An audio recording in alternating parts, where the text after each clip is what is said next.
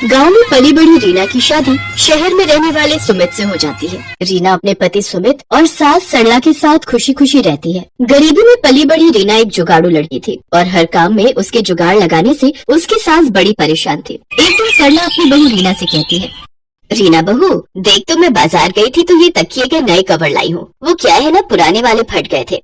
जानती हूँ माँ जी, इसलिए मैंने पुराने रखे सभी कवर को जोड़कर नया कवर बना दिया। ओह अच्छा, मैं तो भूल ही गई थी कि मेरी बहू तो जुगाड़ू है, वो हर चीज में कोई ना कोई जुगाड़ लगा ही लेती है। अच्छा, अब इन नए कवर को अलमारी में रख दे, कोई मेहमान आएगा तब निकाल लेंगे इसको। ऐसे कुछ दिन बीत जाते हैं। फिर एक रोज सरला और सुमित डिनर करने के लिए बैठे होते हैं। रीना गर्मा गर्म रोटी पकाकर उन्हें खिला रही होती है, लेकिन थोड़ा वक्त बीत जाता है तो रीना रोटी लेकर नहीं आती। तब सुमित उसे आवाज देते हुए कहता है, अरे रीना कहाँ रह गई, जल्दी रोटी लाओ ना, मेरी रोटी खत्म हो गई है।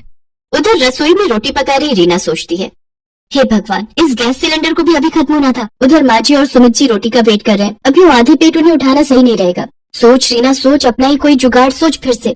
इतना कहकर रीना छत पर रखी कुछ लकड़ियाँ ले आती है, फिर 4 ईंटों का चूल्हा बनाकर उसमें रोटी सेकती है और फिर गर्मा गर्म रोटी पकाकर सबको खाने को देती है। फिर अगले दिन सुबह सरला अपनी बहू की मदद के लिए रसोई घर में जाती है तो देखती है कि उसकी बहू बर्तन राख से धो रही होती है।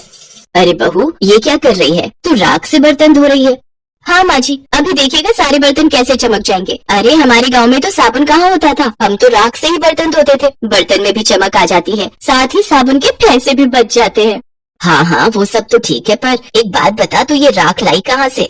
अब क्या बताऊँ मैं आपको, कल रात को जब आप डिनर कर रहे थे तो सिलेंडर खत्म हो गया था और खाने के बीच से आपको उठाना मुझे सही नहीं लगा, इसीलिए मैं छत पर रखी लकड़ियाँ ले आई और 4 ईंट से चूल्हा बनाकर आप लोगों के लिए रोटियाँ सेक दी।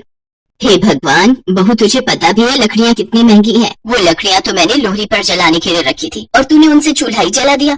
अरे माँ जी, खाना खाओगी तभी तो लोहड़ी देख पाओगी ना।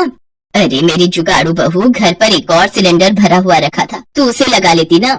माँ जी आप तो जानती हैं मुझे सिलेंडर लगाना नहीं आता और खाने के बीच आप लोगों को उठाना जरूरी नहीं समझा।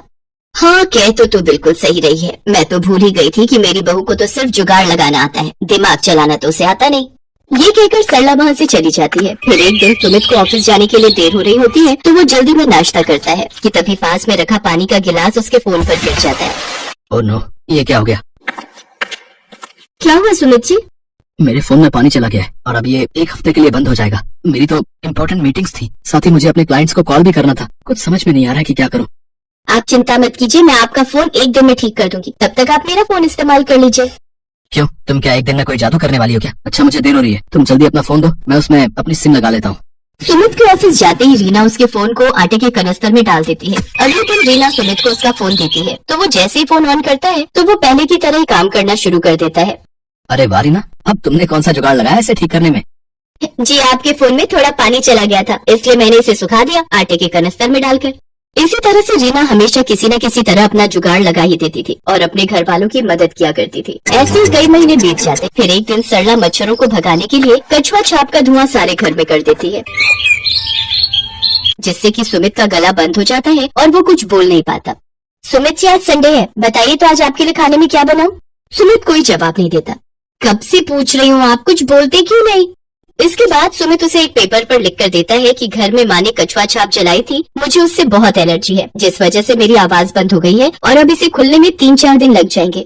क्या 3-4 दिन? आप देखिए मैं आपका गला 1 दिन के अंदर ही कैसे ठीक कर देती हूँ। मैं अभी आपके लिए काढ़ा बना कर लाती हूँ, उसे आप दिन में 2 से 3 बार पियेंगे ना तो जल्दी से ठीक हो जाएंगे। ये कहकर रीना किचन में काढ़ा बनाने चली जाती है। दूसरी तरफ सरला को याद आ जाता है कि उसके बेटे को तो इस धुएं से एलर्जी है।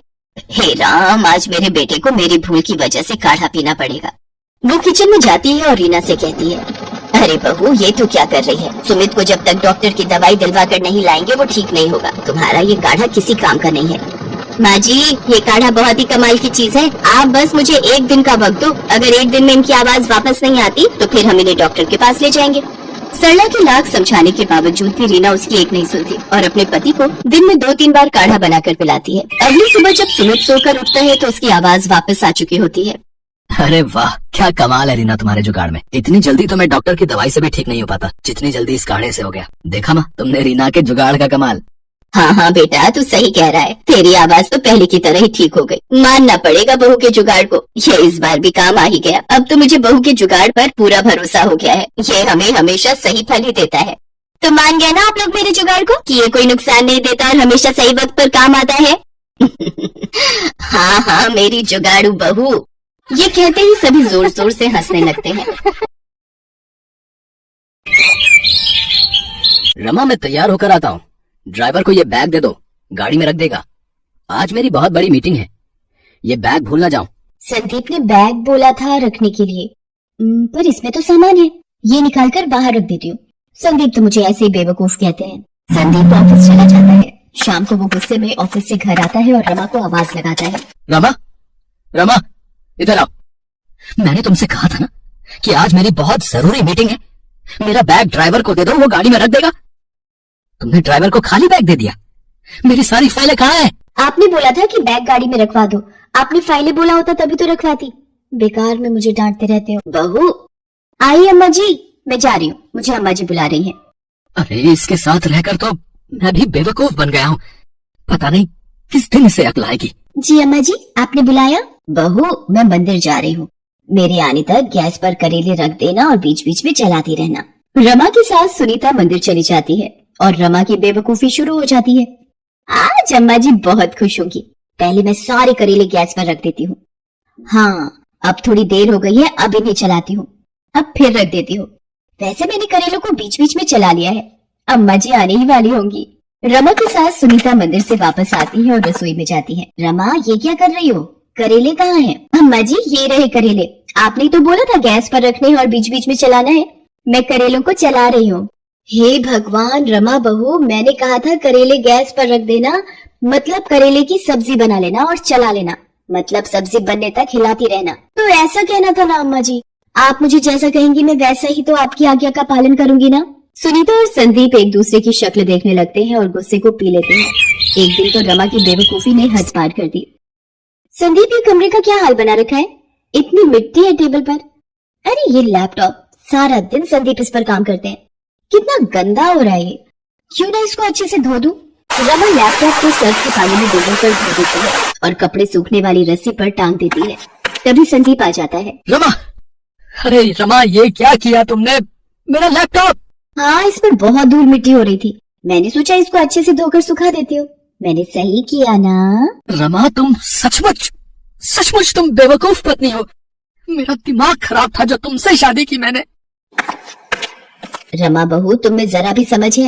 लैपटॉप भी कोई धोने की चीज है?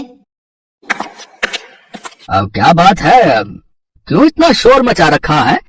मेरी इतनी समझदार बहू से अगर कोई गलती हो गई तो इस तरह से उसे क्यों डांट रहे हो? जाओ बहू, तुम रसोई में जाकर मेरे लिए एक गिलास पानी ले आओ। बाबूजी पानी घड़े का लाऊं या फ्रिज का? बेटा घड़े का ले आओ। बाबूजी छोटे घड़े का पानी लाऊं या बड़े घड़े का? बेटा किसी भी घड़े का ले आओ। अच्छा तो स्टील के घड़े का पानी लाऊं या मिट्टी के घड़े का? अब देते रहो जवाब, मैं तो चली कमरे में सोने। इस बेवकूफ की बातों में कौन उलझे। रहने दो रमा बहू, मैं पानी खुद ही पी लेता हूँ, तुम अपना काम करो। अच्छा हाँ। अच्छा ठीक है बाबूजी, वैसे पता नहीं मुझे सब इतना बेवकूफ क्यों समझते हैं, ऐसे ही डांट दिया मुझे, पर धुलने के बाद ये लैपटॉप कितना सुंदर दिखाई देता है। संदीप और रमा की सास रमा की बेवकूफी से बहुत परेशान रहते थे।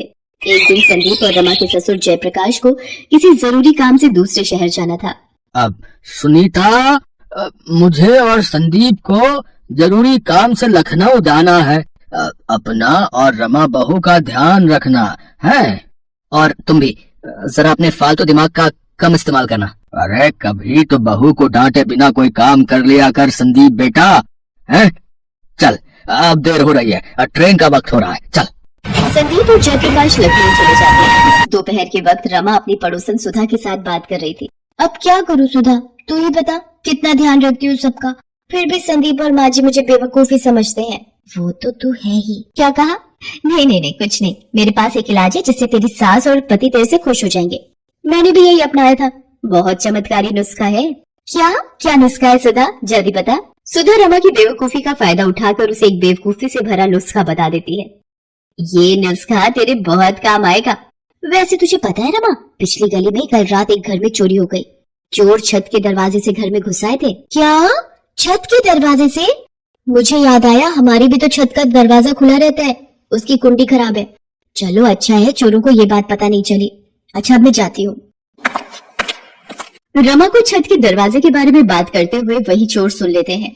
वो बड़े शातिर चोर थे और उसी गली के आसपास ऐसे लोगों के घर की खबर रखते थे जिनके घर चोरी की जा सकती थी। इशारे से दोनों चोर बात करते हैं कि रात में इसी घर में चोरी करेंगे और उस वक्त वहाँ से चले जाते हैं। रमा घर के भीतर आ जाती है रात के वक्त। चल भाई जल्दी से चोरी कर लेते हैं, छत का दरवाजा खुला हुआ है। लगता है दोनों सास बहू घर में अकेली हैं, कोई आदमी घर में नहीं है, तो चोरी करना और भी आसान हो जाएगा है? दोनों चोर चोरी करने ही वाले थे कि तभी रमा की सास की आवाज सुन लेते हैं और सीढ़ियों पर ही रुक जाते हैं। ओ रमा बहू ये क्या कर रही हो? पूरे घर में मिर्चों का धुआं कर दिया। ये मिर्ची क्यों जला रही है? हे भगवान मार दिया रे। अम्मा जी ये नुस्खा है, ये आप अभी नहीं समझोगे। पहले इन मिर्चों के धुओं को घर घर के कोने में फैल जाने दीजिए। रमा मिर्चों का धुआं फैलाती हुई छत की सीढ़ियों के पास भी जाती है, जिसकी महक से दोनों चोर तेज तेज खांसने और छींकने लगते हैं। उनका बुरा हाल होने लगता है। अरे कोई बचाओ, इस पूरे घर में मिर्च है। ये कैसा घर है भाई? अरे भाग लो यहाँ से यार। ये किसके खांसने की आवाज आ रही है? रमा बहू ये तो चोर है। चोर चोर जल्दी आओ, बहू दरवाजा खोलो, हमारे घर में चोर घुस आए हैं।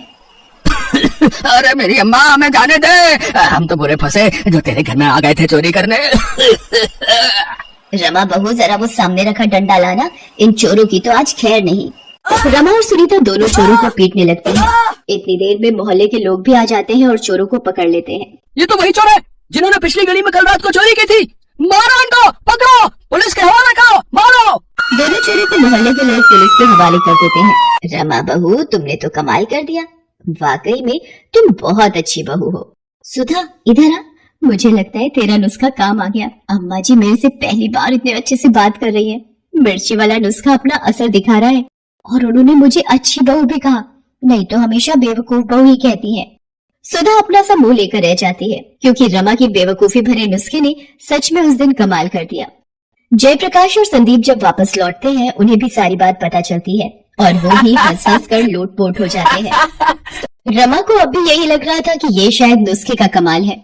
संदीप की बेवकूफ पत्नी उस दिन सबके दिलों में अपने लिए प्यार ले आती है